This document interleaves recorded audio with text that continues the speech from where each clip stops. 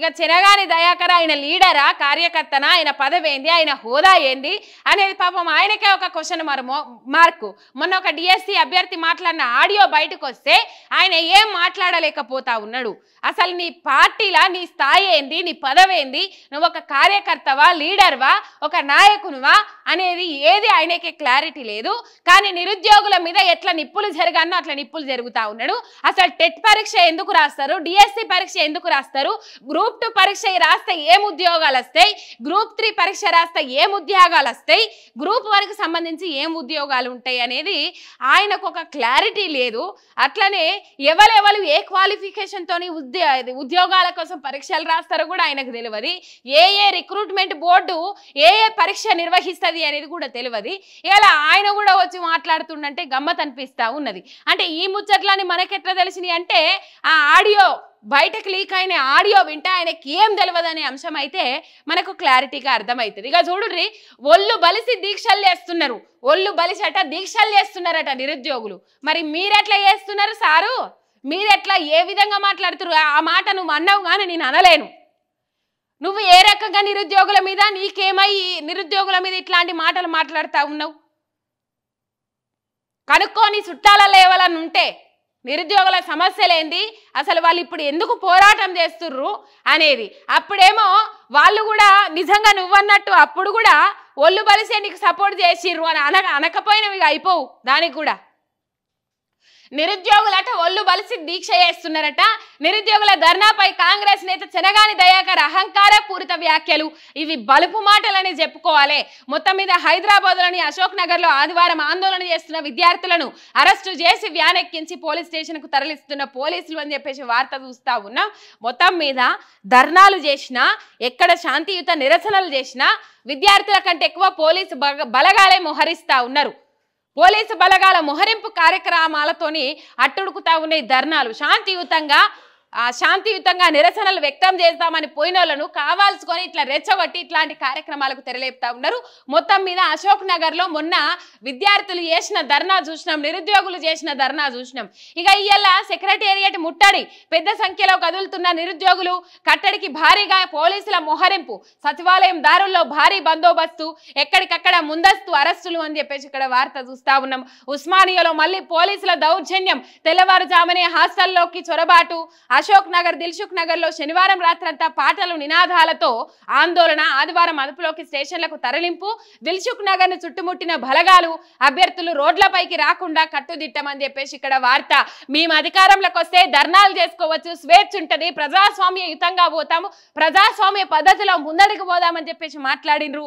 ఇలా వాళ్లకు స్వేచ్ఛని కల్పిస్తలేరు, వాళ్ళ మాటను వాళ్ళ గొంతు నొక్కుతున్నారు.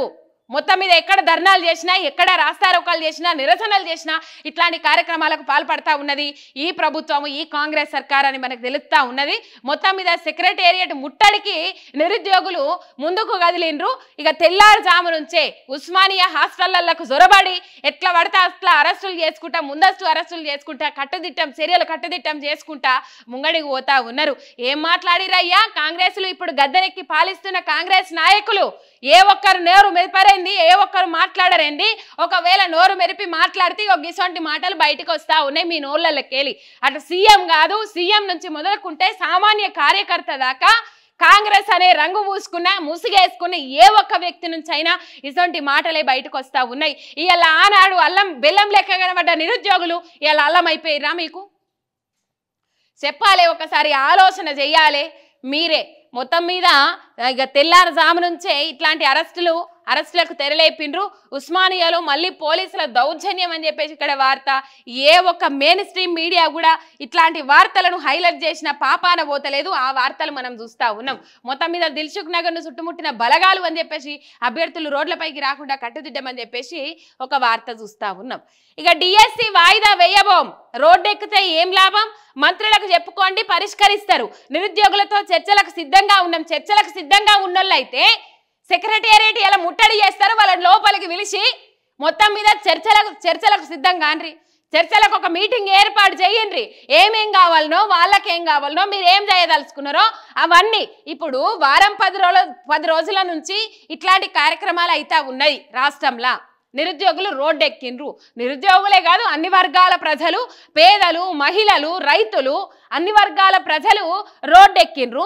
మొత్తం మీద విద్యార్థులు కూడా రోడ్డెక్కిన పరిస్థితులు చూసినాము. ఇప్పుడు నిరుద్యోగుల గురించి, నిరుద్యోగులతోని చర్చలకు సిద్ధమని చెప్పేసి మీరు మాట్లాడుతూ ఉన్నారు కదా, చర్చలు జరిపించుండ్రి, చర్చలకు సిద్ధం కాండ్రి. ఒకవేళ చర్చలకు సిద్ధమని మేము ప్రకటిస్తే, మీరు ప్రకటిస్తే, సర్కారు ప్రకటిస్తే నిరుద్యోగులు ఎందుకు రోడ్లు ఎక్కుతారు? మీరు ఒకసారి ఆలోచన చేసిర్రా? ఇప్పుడు ఇవి ఆగేటట్టు లేవని చెప్పేసి చర్చలకు సిద్ధమని చెప్పేసి మాట్లాడితే అక్కడ ఇబ్బంది పడుతున్న నిరుద్యోగులు ఏమైపోవాలి? ఇక చూడు, మొత్తం మీద నిరుద్యోగులతో చర్చలకు సిద్ధంగా ఉన్నామని చెప్పేసి మంత్రులకు రోడ్డు ఎక్కితే ఏం లాభం? మంత్రులకు చెప్పుకొని పరిష్కరిస్తామంటే రోడ్డు ఎక్కుతుర్రు. మరి రోడ్డు ఎక్కిన కాడికి ఏ మంత్రి అన్న పోతాండా? ఏ ఒక్క కాంగ్రెస్ నాయకుడన్నా బయటకు వస్తాండా? ఏ ఒక్క ఎమ్మెల్యేనన్నా మాట్లాడుతాండా? మంత్రులకు చెప్పుకొని పరిష్కరిస్తారంటే ఏ ఒక్క మంత్రి అన్నా ఈ అంశం మీద నిరుద్యోగులకు సర్ది చెప్పే ప్రయత్నం చేసిర్రా? ఈ 12 రోజుల నుంచి ఎట్లా మీరు సిద్ధంగా ఉన్నట్లు, వాళ్ళకి ఎట్లా హింట్ ఇచ్చినట్టు, మేము సిద్ధంగా ఉన్నామని చెప్పేసి వాళ్ళకి ఎట్లా తెలియజేసినట్లు మీరు? రైతు డిఎస్సి వాయిదా వేయబోం, నోటిఫికేషన్ ప్రకారమే పరీక్షలు నిర్వహిస్తాం, త్వరితగతిన ఉద్యోగాలు ఇవ్వడమే మా లక్ష్యం, 5,000 నుంచి 6,000 పోస్టులతో త్వరలో మరో నోటిఫికేషన్ స్పష్టం చేసిన డిప్యూటీ సీఎం భట్టి విక్రమార్క. ఇంతకుముందు చెప్పినా కదా, ఇచ్చేది ఉంటే మీరు అప్పుడే 16,000 పోస్టులు ఇచ్చేది, ఇప్పుడు 11,000 పోస్టులు ఇచ్చి, పోయిన ప్రభుత్వం 5,000 మీ 6,000 పోస్టులు కలిపి 11,000 పోస్టులు ఇచ్చి దాన్ని వాయిదా వేయమంటే వేయని పాపాన, వేసిన పాపాన పోతలేరు మీరు. రైట్, ఇక ముఖ్యమంత్రి క్షమాపణ చెప్పాలి, నిరుద్యోగులపై అనుచిత వ్యాఖ్యలను రేవంత్ వెంటనే వెనక్కి తీసుకోవాలి.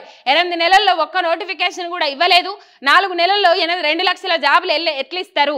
మొత్తం మీద ప్రభుత్వాన్ని వదిలిపెట్టాం, నిలదీస్తాం కేటీఆర్ అని చెప్పేసి ఇక్కడ వార్త చూస్తా ఉన్నాం. అయితే ఇక్కడ 7 నెలల పొద్దు అయిపోయి 8 నెలల పొద్దుకు వచ్చినాం. కాంగ్రెస్ ప్రభుత్వం అధికారంలోకి వచ్చి తెలంగాణ రాష్ట్రంలో 8 నెలల్లో ఒక నోటిఫికేషన్ భర్తీ చేయనోళ్ళు ఈ 4 నెలల్లో ఇక ఏమన్నంటే ఒక్క నోటిఫికేషన్ కూడా భర్తీ చేయలేరు అని చెప్పేసి నోటిఫికేషన్కు నియామకాలకు తేడా తెలవని రేవంత్ రెడ్డి గారు మాట్లాడతారు.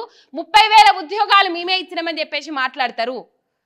30,000 ఉద్యోగాలు మీరు ఎట్లా ఇచ్చినట్లయితే చాలు, మీరు ఒకసారి ఆలోచన చేసుకుంటే మీకు ఏమన్నా అర్థమవుతుందా మాట్లాడేది అనేది? నియామకాలకు నోటిఫికేషన్లకు తేడా తెలవదు మన రేవంత్ రెడ్డి గారికి. ఇక అసంట ఆయన ముఖ్యమంత్రి అయిండు, ఎట్లా ముఖ్యమంత్రి అయిండో ఏం కథనో ఇక వాళ్ళకే తెలవాలి, గెలిపించిన వాళ్ళకే తెలవాలి. ఇక నిరుద్యోగులు సంఘ విద్రోహుల ఎన్నికల హామీలు తప్పడం వల్లే పోరాటం, ఇనుప కంచెలు వేసి ముందస్తు అరెస్టుల అణచివేత చర్యలు, బెదిరింపులు సరికాదు, అభ్యర్థుల డిమాండ్లు వెంటనే నెరవేర్చాలి, సీఎంకు మాజీ మంత్రి హరీష్ బహిరంగ లేఖ అని చెప్పేసి ఇక్కడ వార్త చూస్తా ఉన్నాం. ఎన్ని లేఖలు రాసినా, ఎంత మాట్లాడినా ఈ ప్రభుత్వంలో సోయి అనేది వస్తలేదు, ఒక యావ లేదు అనేది ఇక్కడ మనకు అర్థమైతా ఉన్నది పరిస్థితి.